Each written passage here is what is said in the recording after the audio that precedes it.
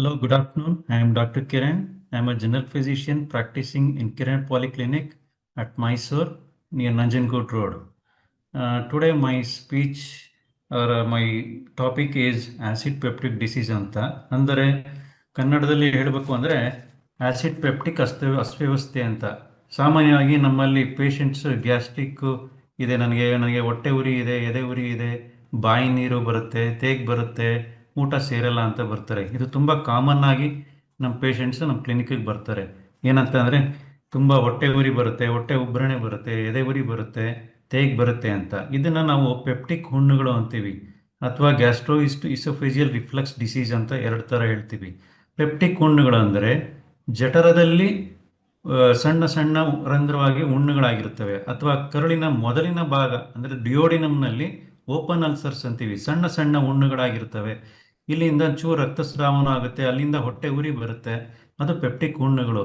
ಇದಕ್ಕೆ ಕಾರಣ ನಾವು ಜಾಸ್ತಿ ಮಸಾಲೆ ಪದಾರ್ಥಗಳನ್ನ ತಿಂತೀವಿ, ಟೈಮ್ ಕರೆಕ್ಟಾಗಿ ಊಟ ತಿಂಡಿ ಮಾಡೋದಿಲ್ಲ, ಟೀ ಕಾಫಿ ಜಾಸ್ತಿ ಬಳಸ್ತೀವಿ, ಸ್ಮೋಕಿಂಗ್ ಮಾಡ್ತೀವಿ, ಧೂಮಪಾನ ಮತ್ತು ಮದ್ಯಪಾನ ಇವುಗಳಿಂದನೂ ಗ್ಯಾಸ್ಟ್ರಿಕ್ ಜಾಸ್ತಿ ಆಗುತ್ತೆ. ಇದರಿಂದ ಹೈಡ್ರೋಕ್ಲೋರಿಕ್ ಆಸಿಡ್ ಉತ್ಪತ್ತಿ ಜಾಸ್ತಿ ಆಗುತ್ತೆ ಹೊಟ್ಟೆಯಲ್ಲಿ. ಇದು ಹೊಟ್ಟೆಯಲ್ಲಿ ಉತ್ಪತ್ತಿ ಆದಾಗ ಹೊಟ್ಟೆಯಲ್ಲಿ ಈ ಸಣ್ಣ ಸಣ್ಣ ಹುಣ್ಣುಗಳನ್ನ ಮಾಡುತ್ತೆ, ಕರಳಲ್ಲೂ ಸಣ್ಣ ಸಣ್ಣ ಹುಣ್ಣುಗಳನ್ನ ಮಾಡುತ್ತೆ. ಇದರಿಂದ ನಮಗೆ ಹೊಟ್ಟೆ ಉರಿ, ತೇಗು, ವಾಂತಿ, ಎದೆ ಉರಿ, ವಾಕರಿಕೆ, ಹೊಟ್ಟೆ ಉಬ್ಬರಣೆ, ಹೊಟ್ಟೆ ಹಸಿವಾಗೋದಿಲ್ಲ, ಇಂಥ ಸಾಮಾನ್ಯವಾದ ಕಾರಣಗಳು ಬರ್ತವೆ. ಇದರಿಂದ ಕೆಲವು ಟೈಮಲ್ಲಿ ದೊಡ್ಡ ದೊಡ್ಡ ಕಾರಣಗಳಿಗೂ ಆಗುತ್ತೆ. ಅಂದರೆ ಗ್ಯಾಸ್ಟ್ರೋಇಸೋಫೇಜಿಯಲ್ ರಿಫ್ಲೆಕ್ಸ್ ಡಿಸೀಸ್ ಅಂತ ಹೇಳ್ತೀವಿ. ಅದೇನಾಗುತ್ತೆ ಅಂದರೆ ಆಸಿಡ್ ಉತ್ಪತ್ತಿ ಜಾಸ್ತಿ ಆಗಿ ಅನ್ನನಾಳಕದಲ್ಲೇ ಹುಣ್ಣುಗಳು ಮಾಡುತ್ತೆ. ಅನ್ನನಾಳಗಳು ಹುಣ್ಣು ಮಾಡಿದಾಗ ಎದೆ ಉರಿ ಬರುತ್ತೆ, ಗಂಟಲು ನೋವು ಬರುತ್ತೆ, ಬಾಯಲ್ಲಿ ಹುಣ್ಣುಗಳಾಗುತ್ತೆ, ಹೊಟ್ಟೆಗೆ ಊಟ ಏನು ಸೇರೋದಿಲ್ಲ, ಇವೆಲ್ಲ ಆಗುತ್ತೆ. ಆದಾಗ ಅವೆಲ್ಲ ಪ್ರಾಬ್ಲಮ್ ಆಗ್ತವೆ. ಆ ಅನ್ನನಾಳದಲ್ಲಿ ಆಸಿಡ್ ಉತ್ಪತ್ತಿ ಜಾಸ್ತಿ ಆದಾಗ ಕೆಲವು ಟೈಮಲ್ಲಿ ತುಂಬ ರೇರ್ ಆಗಿ ಇಸೋಫೇಜಿಯಲ್ ಕ್ಯಾನ್ಸರ್ ಆಗುತ್ತೆ. ಅನ್ನನಾಳದಲ್ಲಿ ಕ್ಯಾನ್ಸರ್ ಆಗೋ ಸಾಧ್ಯತೆಗಳು ಇರ್ತವೆ. ಆದ್ದರಿಂದ ಮತ್ತು ಇನ್ನೊಂದೇನೆಂದರೆ ಈ ಆಸಿಡ್ ಪೆಪ್ಟಿಕ್ ಡಿಸೀಸು ಸಾಮಾನ್ಯವಾಗಿ ನಾವೇ ಸರಿ ಮಾಡ್ಕೊಳ್ಳೋವಂಥ ಪ್ರಾಬ್ಲಮ್ ಇದೆ. ಇದರಲ್ಲಿ ಎದೆ ಉರಿ, ಹೊಟ್ಟೆ ಹುಣ್ಣಾಗಿ ಹೈಡ್ರೋಕ್ಲೋರಿಕ್ ಆಸಿಡ್ ಜಾಸ್ತಿ ಆಗೋದ್ರಿಂದ ಈ ಹುಣ್ಣುಗಳಾಗುತ್ತೆ.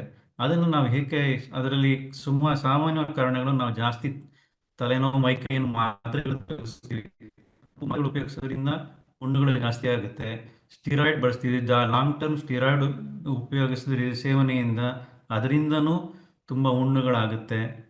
ಮತ್ತು ಸ್ಟ್ರೆಸ್ಸಿಂದ ನಮ್ಮ ಜೀವನ ಶೈಲಿ ಹೆಂಗಿರುತ್ತೆ, ತುಂಬ ಸ್ಟ್ರೆಸ್ಸು, ಅಲ್ಲಿ ಕೆಲಸದ ಒತ್ತಡ, ಮಾನಸಿಕ ಒತ್ತಡ, ದೈಹಿಕ ಒತ್ತಡ, ಇದರಿಂದನೂ ಆಸಿಡ್ ಉತ್ಪತ್ತಿ ಜಾಸ್ತಿ ಆಗುತ್ತೆ, ಅದರಿಂದನೂ ಪೆಪ್ಟಿಕ್ ಹುಣ್ಣುಗಳು ಆಗುತ್ತೆ.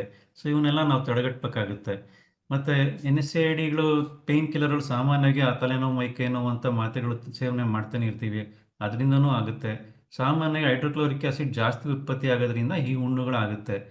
ಇದರಿಂದ ಮಸಾಲೆ ಪದಾರ್ಥಗಳನ್ನು ತಿಂತೀವಿ, ಅದರಿಂದನೂ ಆಗುತ್ತೆ. ಮತ್ತು ಕೆಲವು ಟೈಮಲ್ಲಿ ಈ ಹುಣ್ಣುಗಳು ಜಾಸ್ತಿ ಆದಾಗ ಕೆಲವು ಟೈಮಲ್ಲಿ ಝೊಲಿಂಗರ್ ಎಲಿಸನ್ ಸಿಂಡ್ರೋಮ್ ಅಂತ ಸಣ್ಣ ಸಣ್ಣ ಗೆಡ್ಡೆಗಳು ಆಗುತ್ತೆ. ಅದು ನಮ್ಮಲ್ಲಿ ಗ್ಯಾಸ್ಟ್ರಿನ್ ಅನ್ನೋ ಒಂದು ಹಾರ್ಮೋನ್ ಇದೆ, ಆ ಹಾರ್ಮೋನಿಂದ ಆಸಿಡ್ ಉತ್ಪತ್ತಿ ಜಾಸ್ತಿ ಆಗಿ ಹೈಡ್ರೋಕ್ಲೋರಿಕ್ ಆಸಿಡು ಸಣ್ಣ ಸಣ್ಣ ಗೆಡ್ಡೆಗಳು ಕರುಳಿನ ಮೊದಲಿನ ಭಾಗ ಡಿಯೋಡಿನಮ್ನಲ್ಲಿ ಆಗುತ್ತೆ. ಈ ಝೊಲಿಂಗರ್ ಎಲಿಸನ್ ಸಿಂಡ್ರೋಮ್ ದೊಡ್ಡ ದೊಡ್ಡ ಗೆಡ್ಡೆಗಳಾದಾಗ ಅದಕ್ಕೆ ಅದರಿಂದ ಕ್ಯಾನ್ಸರ್ ಆಗೋ ಸಾಧ್ಯತೆಗಳು ಇರ್ತವೆ. ಅದಕ್ಕೆ ನಾವು ಸರ್ಜರಿ ಮಾಡಿ ಸರಿ ಮಾಡಬೇಕಾಗುತ್ತೆ. ಅಷ್ಟೆಲ್ಲ ಹೋಗೋದಕ್ಕೆ ನಾವು ಮುಂಚೆನೇ ಇದನ್ನು ಸರಿಪಡಿಸ್ಕೊಬೇಕು.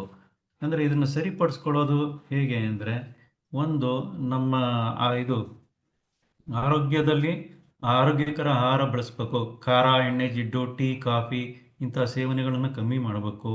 ಮದ್ಯ ಸೇವನೆ ನಿಲ್ಲಿಸ್ಬೇಕು, ಧೂಮಪಾನ ನಿಲ್ಲಿಸ್ಬೇಕು, ನೋವಿನ ಮಾತ್ರೆಗಳನ್ನ ಸೇವನೆ ಮಾಡುವುದನ್ನು ನಿಲ್ಲಿಸ್ಬೇಕು, ಟೈಮ್ಗೆ ಸರಿಯಾಗಿ ಊಟ ತಿಂಡಿ ಮಾಡಬೇಕು, ಮತ್ತು ಮಾಡಿ ಕರೆಕ್ಟ್ ಟೈಮ್ಗೆ ನಿದ್ದೆ ಮಾಡಬೇಕು. ಯೋಗ ಮತ್ತು ಧ್ಯಾನ ಇಂಥವೆಲ್ಲ ಮಾಡೋದ್ರಿಂದ ಆಸಿಡ್ ಉತ್ಪತ್ತಿ ಕಮ್ಮಿ ಆಗುತ್ತೆ. ಯಾಕೆಂದರೆ ನಮ್ಮ ಮಾನಸಿಕ ಮತ್ತು ದೈಹಿಕ ಒತ್ತಡ ಕಮ್ಮಿ ಆಗಿ ಅದರಿಂದ ಆಸಿಡ್ ಉತ್ಪತ್ತಿ ಕಮ್ಮಿ ಆಗುತ್ತೆ. ಈ ಆಸಿಡ್ ಉತ್ಪತ್ತಿ ಕಮ್ಮಿ ಆಗೋದ್ರಿಂದ ನಮ್ಮ ಆಸಿಡ್ ಪೆಪ್ಟಿಕ್ ಡಿಸೀಸ್ ಇವೆಲ್ಲ ಪ್ರಾಬ್ಲಮ್ಗಳು ಕಮ್ಮಿ ಆಗ್ತವೆ. ಸೊ ಅದೊಂದು ಶೈಲಿ. ಮತ್ತು ಸ್ಟ್ರೆಸ್ನ ಕಮ್ಮಿ ಮಾಡ್ಕೊಳ್ಳೋದು ಕಮ್ಮಿ ಆಗುತ್ತೆ ಯೋಗ ಧ್ಯಾನದಿಂದ. ಮತ್ತು NSAID ಬಳಸಬಾರ್ದು. ತಲೆನೋವು ಅಂದರೆ ತಲೆನೋವು, ಮೈಕೈ ನೋವು ಮಾತ್ರೆಗಳು ಎಲ್ಲೋ ಯಾರು ಅಂಗಡಿಲಿ ತಗೊಳ್ಳೋದು, ಅವ್ರು ಕೊಟ್ಟರು ಇವ್ರು ಕೊಟ್ಟರು ಅಂತ ಅನ್ಬೋದು, ಅವನ್ನೆಲ್ಲ ಸೇವನೆ ಮಾಡೋದನ್ನು ನಾವು ಸ್ಟಾಪ್ ಮಾಡಬೇಕಾಗತ್ತೆ. ಮತ್ತು ಇಷ್ಟೆಲ್ಲ ಮಾಡಿ ಅದರಿಂದ ಮತ್ತು ಝೊಲಿಂಗರ್ ಎಲಿಸನ್ ಸಿಂಡ್ರೋಮ್ ಈ ಥರ ದೊಡ್ಡ ದೊಡ್ಡ ಕಾಂಪ್ಲಿಕೇಶನ್ಸ್ ಆಗೋದನ್ನು ನಾವು ತಡಿಬೇಕಾಗತ್ತೆ.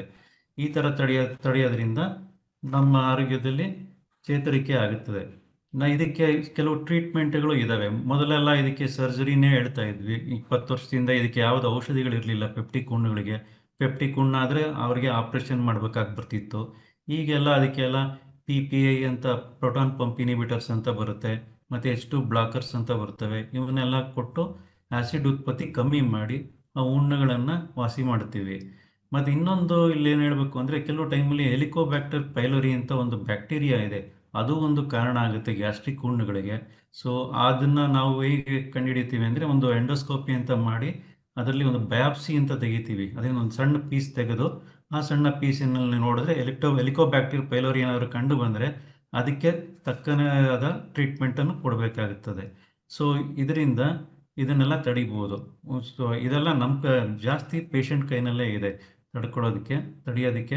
ಅದು ಬಿಟ್ಟರೆ ಮೆಡಿಸಿನ್ಸ್ ಕೊಟ್ಟು ನಾವು ತಡಿತೀವಿ. ಅದು ಬಿಟ್ಟರೆ ಇನ್ನೊಂದು ಝೋರಿಕಲಿಸಮ್ ಸಿಂಡ್ರೋಮ್ಗೆ ಸರ್ಜರಿ ಇದೆ.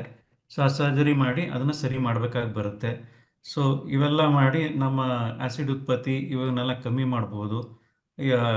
ಇನ್ನೊಂದು ಏನಂದರೆ, ಈ ಗ್ಯಾಸ್ಟ್ರೋಎಸೋಫೇಜಿಯಲ್ ರಿಫ್ಲೆಕ್ಸ್ ಡಿಸೀಸ್ನ ಹೇಗೆ ಕಮ್ಮಿ ಮಾಡಬೇಕು ಅಂದರೆ, ನಾವು ಊಟ ಸೇವನೆ ಆದ ನಂತರ 1.5 ಗಂಟೆ ಟೈಮು, 1.5 ಗಂಟೆ ತಾಸು ನಾವು ಎದ್ದಿರಬೇಕು, ಮಲ್ಕೊಳ್ಬಾರ್ದು. ಮಲ್ಕೊಂಡಾಗ ಎತ್ತರವಾದ ದಿಂಬನ್ನು ಹಾಕೊಬೇಕಾಗುತ್ತೆ. ಎತ್ತರವಾದ ದಿಂಬು ಹಾಕ್ಕೊಂಡಾಗ ಈ HCl ಸೆಕ್ರೀಷನ್, ಆ್ಯಸಿಡ್ ಸೆಕ್ರೀಷನ್ ಏನಿದೆ ಅದನ್ನು ಅನ್ನನಾಳಕ್ಕೆ ಬರೋದನ್ನು ತಡೆಯುತ್ತದು. ಸೊ ತಡೆಯೋದ್ರಿಂದ ಇದು ಕಮ್ಮಿ ಆಗುತ್ತೆ. ಸೊ ಇದೆಲ್ಲ ಕಮ್ಮಿ ಆಗಿ ಪ್ರೋಟಾನ್ ಪಂಪ್ ಇನಿಬಿಟರ್ಸು, ಗ್ಯಾಸ್ಟ್ರಿಕ್ ಮಾತ್ರೆಗಳನ್ನೆಲ್ಲ ಕೊಟ್ಟೂ ಏನಾದರೂ ಗ್ಯಾಸ್ಟ್ರೋಎಸೋಫೇಜಿಯಲ್ ರಿಫ್ಲೆಕ್ಸ್ ಡಿಸೀಸ್ ಕಮ್ಮಿ ಆಗಲಿಲ್ಲ ಅಂದರೆ ಅನ್ನನಾಳಕ್ಕೆ ಆ್ಯಸಿಡ್ ಬರೋದು ಕಮ್ಮಿ ಆಗದಿದ್ದರೆ ಅದನ್ನು ನಾವು ಸರ್ಜರಿ ಮೂಲಕ ಸರಿ ಮಾಡಬೇಕಾಗಿ ಬರುತ್ತೆ. ಸೊ ಇದು ನಮ್ಮ ಆರೋಗ್ಯದ ಹೆಂಗೆ ತಡೆಗಟ್ಟೋದು ಆ್ಯಸಿಡ್ ಡಿಸೀಸ್ ಅಂದರೆ, ಆರೋಗ್ಯಕರ ಆಹಾರ ಮತ್ತು ನಿಯಮಿತ ವ್ಯಾಯಾಮ ಮತ್ತು NSAID ಅಂದರೆ ಪೇನ್ ಕಿಲ್ಲರ್ ಟ್ಯಾಬ್ಲೆಟ್ಗಳು ಮತ್ತು ಧೂಮಪಾನ, ಮದ್ಯಪಾನ ಇಂಥವನ್ನೆಲ್ಲ ತಡೆಗಟ್ಟೋದು, ಸ್ಟ್ರೆಸ್ನ ಕಮ್ಮಿ ಮಾಡ್ಕೊಳ್ಳೋದು, ಧ್ಯಾನ ಮತ್ತು ಯೋಗದಿಂದ ನಮ್ಮ ಹೈಡ್ರೋಕ್ಲೋರಿಕ್ ಆ್ಯಸಿಡ್ ಸೆಕ್ರೀಷನ್ನ ಕಮ್ಮಿ ಮಾಡ್ಕೊಳ್ಳೋದು. ಹಾಗೂ ಇವೆಲ್ಲ ಮಾಡಿನೂ ಏನಾದರೂ ನಮಗೆ ಆ್ಯಸಿಡ್ ಉತ್ಪತ್ತಿ ಜಾಸ್ತಿಯಾಗಿ ನಮಗೆ ತೊಂದರೆಗಳು ಕಂಡು ಬಂದರೆ ನಿಮ್ಮ ಹತ್ತಿರ ಇರುವ ಸೂಕ್ತವಾದ ಡಾಕ್ಟ್ರುಗಳನ್ನ ಸಂಪರ್ಕಿಸಿ ಅವ್ರ ಹತ್ರ ಟ್ರೀಟ್ಮೆಂಟ್ ತಗೊಂಡು ಸರಿ ಮಾಡ್ಕೊಳ್ಳೋದು. ಇದು ನಮ್ಮ ಆ್ಯಸಿಡ್ ಉತ್ಪತ್ತಿ ಅಂದರೆ ಆ್ಯಸಿಡ್ ಪೆಪ್ಟಿಕ್ ಡಿಸೀಸ್ಗೆ ನಮ್ಮ ಸೂಕ್ತ ಪರಿಹಾರವನ್ನು ಹಿಂಗೆ ಕಂಡುಕೊಂಡು ನಾವು ನಮ್ಮ ಜೀವನ ಶೈಲಿಯನ್ನು ಬದಲಿಸಿಕೊಳ್ಳಬಹುದು. ನಮಸ್ಕಾರ.